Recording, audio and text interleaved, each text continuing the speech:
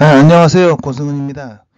영상은 컴퓨터 실력이 안 돼서 잘 못 만들지만 원고만큼은 더욱 알차게 쓰겠습니다. 정의당이 편법 특혜를 써가면서까지 비례 1번으로 앉혔던 롤대리 류호정 의원에게 뒤통수를 맞은 꼴이 됐습니다. 류호정이 정의당 당적을 정리하지 않은 채 금태섭 전 의원이 주도하는 새로운 선택 신당 합류를 발표하면서인데요.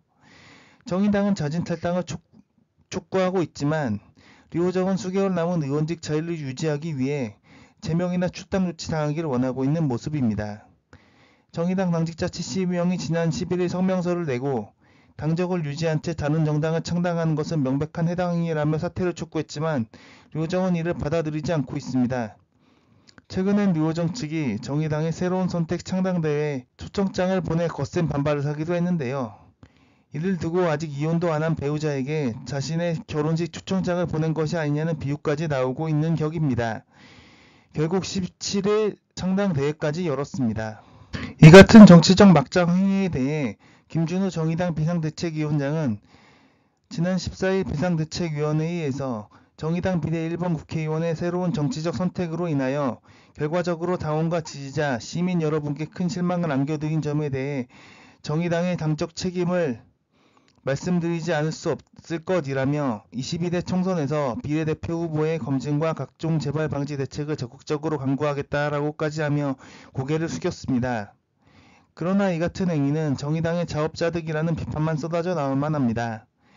정의당은 비례대표를 당원 투표로 선출했지만 득표율 22건에 걸쳐 있던 류호정, 장혜영 두 사람을 비례대표 1, 2번에 특혜 배치하며 구설을 자초했습니다.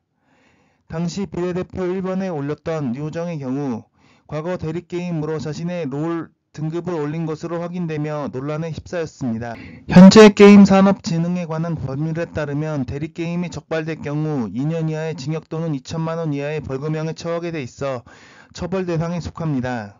류호정의 행위는 법률이 제정되기 전 일이기에 처벌 대상에선 제외됐지만 이런 비례대표 특혜에 이어 과거의 불공정 행위에 대해서까지 구설이 올랐습니다.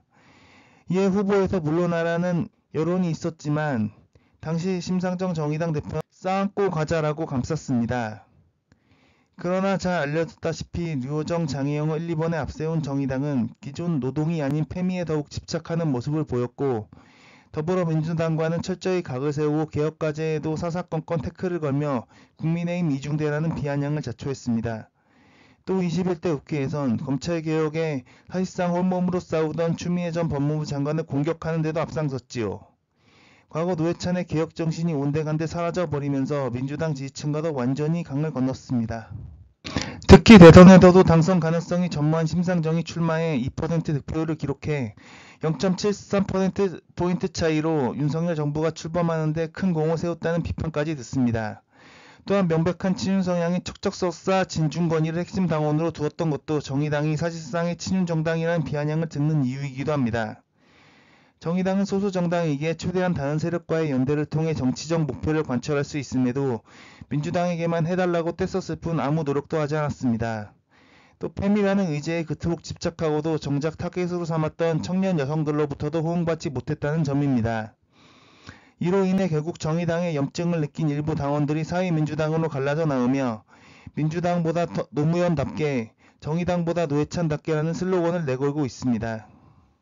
여기서 정의당의 대표적 폭망 원인이기도 한 패미파리의 양대 주자였던 류호정은 또 태세까지 전환하고 있습니다. 류호정은 지난 12일 금태섭과 현 국회 기자회견에서 병역 성평 등을 거론하며 여성 징병제 혹은 모병제 등을 논의할 수 있다고 생각한다고 했습니다. 여성 군복무의 경우 패미 측에서 절대적으로 반대하는 의제이기에 패미파리 하던 류호정이 완벽한 태세 전환을 한 것이지요. 류호정은 더 나아가 자신이 속한 패미 진영을 향해서도 진영의 모든 것이 언제나 옳았다고 할 수 없다고 공격했습니다. 류호정은 또 지난달 29일 SBS 라디오 인터뷰에서 넥슨 게임 홍보 영상에 집게 손 모양 연출이 포함돼 남성 혐오 논란이 일군 것과 관련해 남성에 대한 성희롱적 의미가 있다며 의도를 가지고 어떤 창작물에 납품을 하는 어떤 영상물에 그런 손모양을 넣었으면 명백한 조롱이라며 패미 진영과 반대적 목소리로 전환했습니다. 증거도 없이 고 박원순 서울시장을 모독하는 등 패미파리로 일관한 류호정의 태세 전환을 보아하면 완장찬 패미들의 미래도 뻔할 거라고 보는 이유입니다. 돈이나 권력 가진 사람들의 성비리 사건에는 거의 침묵으로 일관하면서 사회적 약자들을 향해선 가르치려 들고 증거도 없이 낙인 찍는 완장질에 능한 그들은 언제든지 태세 전환할 수 있다는 겁니다. 성별 갈등을 부추겨가며 자신들의 자리와 이권을 요구해온 그들이 외면받고 퇴출되어야 할 정당한 이유이기도 합니다. 정의당은 그들이 배출한 비례 1번이 윤석열 당선을 위해 뛰었던 금태섭과도 손을 잡았다는 점에서 또 개고기를 팔았던 이준석 전 대표와도 손잡을 가능성까지 있다는 점에서 국힘 이중대라는 비아냥을 피할 수 없게 됐습니다. 그럼에도 이 사태의 핵심인 심상정은 책임을 통감하긴커녕 굳게 입을 닫고 있습니다. 내년 총선에서 심상정뿐만 아니라 정의당 전체가 원외 정당으로 전락할 날도 머지않아 보입니다.